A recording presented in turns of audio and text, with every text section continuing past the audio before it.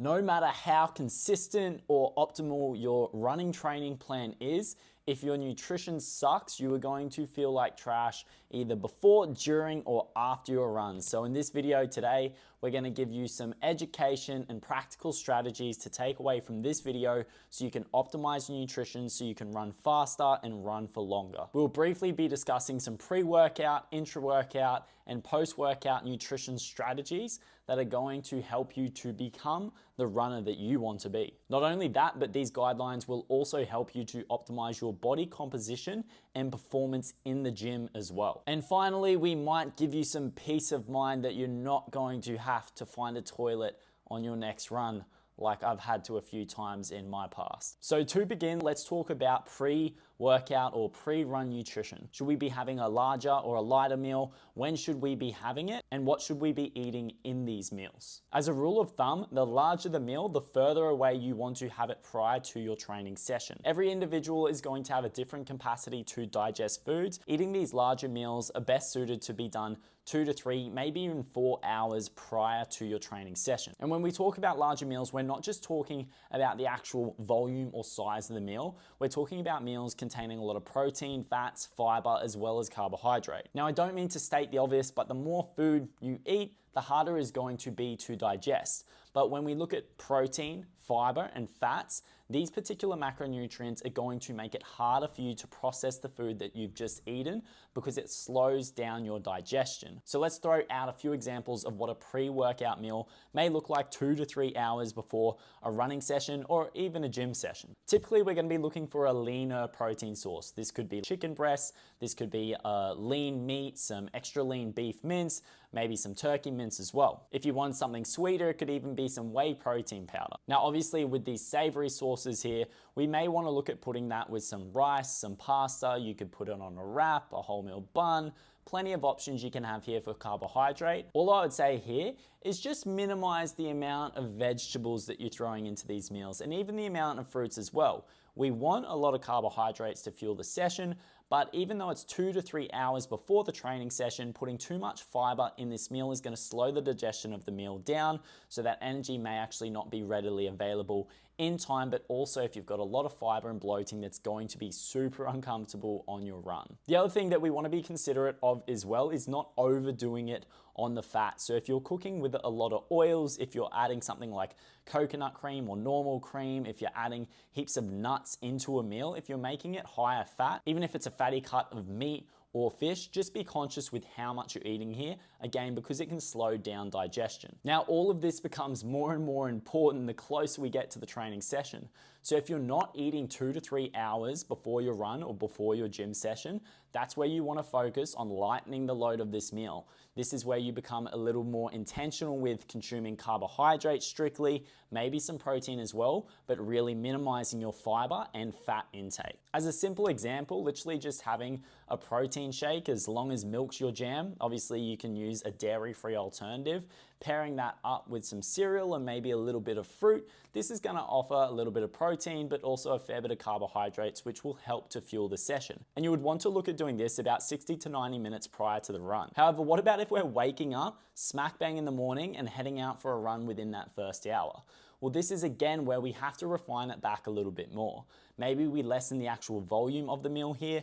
Maybe it's a matter of getting a bagel, putting some honey on it. Your main priority is just getting more carbohydrates in so you can use that for the training session. So if I was waking up and I actually had 30 minutes to run, I would personally be sipping on a Gatorade or even be looking at having some sort of gel before I run so I can get a quick boost of carbohydrate, even though I know this is probably going to get used quite quickly, or my blood sugar is probably going to drop off quite quickly as well. However, depending on the type of session, I could keep using the sports drink or I could keep using the Juul throughout that session as need be. Now, behind carbohydrates, one of the biggest things that we need to be concerned with is our hydration.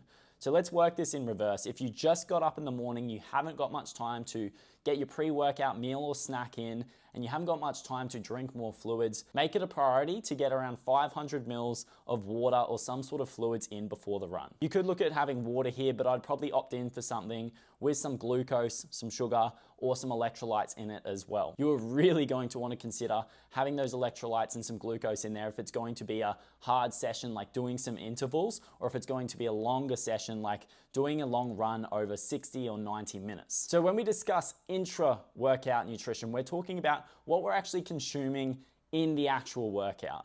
So there's nothing that's going to be more important than to talk about for a runner than the long run, as a lot of your other running training sessions probably aren't going to need much intra-workout nutrition based on the fact that you should be well fueled going into it, and you shouldn't realistically have enough time to deplete your glycogen levels or deplete your water or your electrolytes too much. Now, if you want to perform well and not fatigue on your long runs, you need to consider consuming about 30 to 60 grams of carbohydrate per hour. Some very popular go-tos in this department are your gels, chews, and sport drinks. Personally, I don't like having to chew too much on my runs, but I've always opted in for the gels more. And again, personally, I don't really like the drinks because I have to carry that around with me.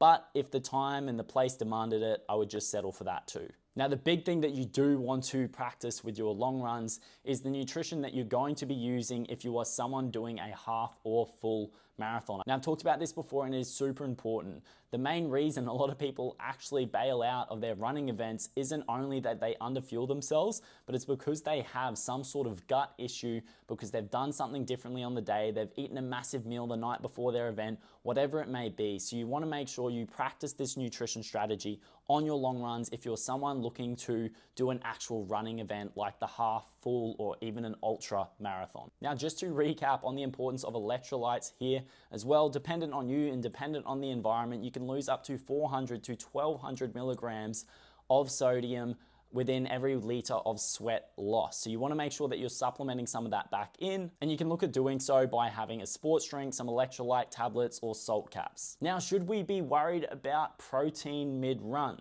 The short answer is no. Your body is not going to be relying on protein as a fuel source until it comes in high demand. And because carbohydrates have a protein sparing effect, meaning that our body is going to opt in before it starts to look at muscle protein stores and break those down so we can use it as a fuel source. So you don't need to worry about drinking any amino acids or protein shakes mid-run or mid-training session. Just focus on your carbohydrate intake. However, your protein is always going to be very important around these training sessions, particularly after, which is what we're going to discuss now. Now, we can say it's optimal to consume about 20 to 30, maybe even 40 grams of protein after a training session. Realistically, I think the easy way to look at this is make sure you hit your protein intake across the course of a day. So if you're someone who weighs 80 kilos, the general guideline is to consume 2 grams of protein per kilogram of body weight. Therefore, you'd be aiming for 160 grams of protein. So let's say I was going for a run straight up in the morning and I didn't have time to actually have a protein-rich meal there. I might look at having 40 to 50 grams of protein post that training session, and that would be my breakfast. And then I could look at doing the same for lunch and maybe the same for dinner.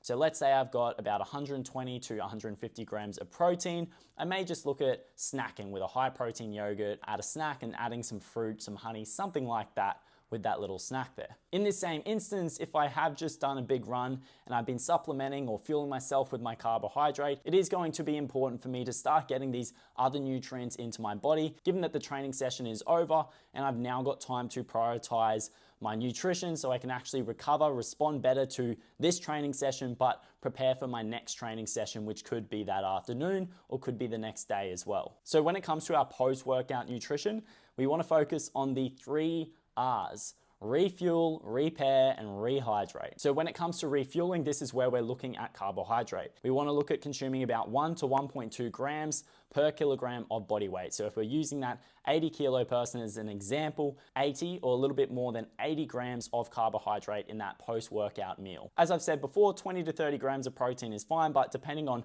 what your meals and snacks look like throughout the day, it's okay if you have a little bit more here as well. So as an easy example, and maybe if you're someone who is training in the morning, you've got to go to work after, you may just want to make some sort of protein smoothie. So you might put some whey or some plant-based protein powder. You might have some bananas, berries, some oats, a little bit of honey, and whatever your preferred type of milk is. The bonus of this is that we're actually getting a lot of fluids back in with this as well. However, if you wanted to make some sort of brekkie wrap or an omelette and add some sourdough toast and maybe have an orange juice, you could look at an option like this too. Just remember, we want to focus on getting enough protein and carbohydrates. And as we've already done the training session, we're not too worried about spiking up that fat and fiber intake a little bit. On that note, if you do have a session in the coming hours, I would actually focus on keeping the carbohydrates quite high and the protein, just to make sure we can replenish those faster depending on what that time frame is. So a lot of the time when it comes to a sports or performance nutrition focus, we're timing our carbohydrate consumption and our protein consumption throughout the day, and where we can really look at strategically placing them, as well as our fat and fiber intake, so we can optimize our performance but not upset our stomachs. So I kind of skimmed over it there, but when we're talking about protein intake, that's where we look at this repair factor. We're trying to repair any sort of muscle that's been broken down, so it's going to recover for the next session, especially if we're coming into a strength training session. Next up, we have rehydration. So again, any of my guys that are in a hot, humid environment, if you find you're getting really dehydrated, losing a lot of water, losing a lot of sweat through these runs, what I would recommend doing, especially if it's a longer run and it's the middle of summer or it's been super humid, is jumping on the scales before a run and jumping on the scales after to see how much weight you actually lose. For example, if you lose a kilogram of weight, you're going to want to make up 150% of this. So you'd want to be consuming 1.5 liters of water in those hours to come. Now, if you want to speed up hydration, make sure you consume some carbohydrates, some sodium, some electrolytes with this as well, and that's going to help you to rehydrate faster. So we've discussed some of the pre, intra, and post-workout nutrition strategies. Obviously, there's a lot more that can go into this, but these are some of the basics here. So before we finish up, I just want to get this across to you. All of these suggestions, not all foods, are going to sit with everyone the same. So you have to understand what works for your body. If you have any allergies, any intolerances, if anything irritates your stomach, you're going to have to take this video with a grain of salt and consider what options are going to work for you so you can perform better but not upset your stomach on a run. Now, a great way to do this is to keep a bit of a journal. If you are tracking with MyFitnessPal, leaving some notes on your phone. If you're on Strava and you're writing about how your nutrition went, or on your Garmin, whatever it may be, leave some notes in regards to your nutrition as well. What did you try? What worked well? What didn't work well? What can you optimize? What can you improve in future? Ideally, what you want to be tracking here is what works best for your digestion, energy, and recovery. On that note, don't feel like you have to make every little adjustment at once. Start working on one little thing at a time. Test, prod, reflect, see what works well. Don't feel like you have to change your whole bloody diet after watching this video here. Now, the final chunk of gold I'm actually going to leave in here for you is just like we talked about with your long run.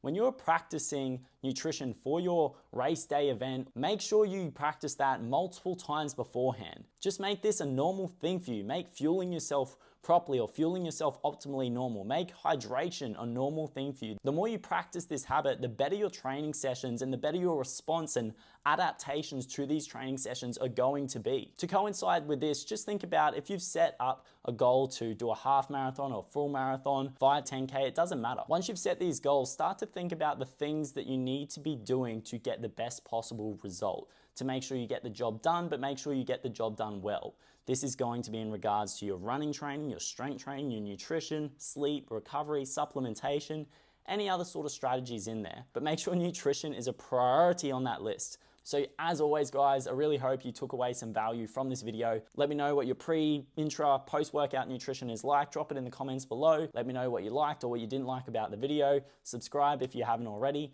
And if you personally want some help with your running, strength training, nutrition, recovery, if you want to work on your mindset as a man and to become the best man that you can be, feel free to apply through the link in the description below for the Forge Coaching program. However, if you're just here for the free content on here and that's giving you enough value, I appreciate you guys supporting the page and I look forward to seeing you guys in the next video.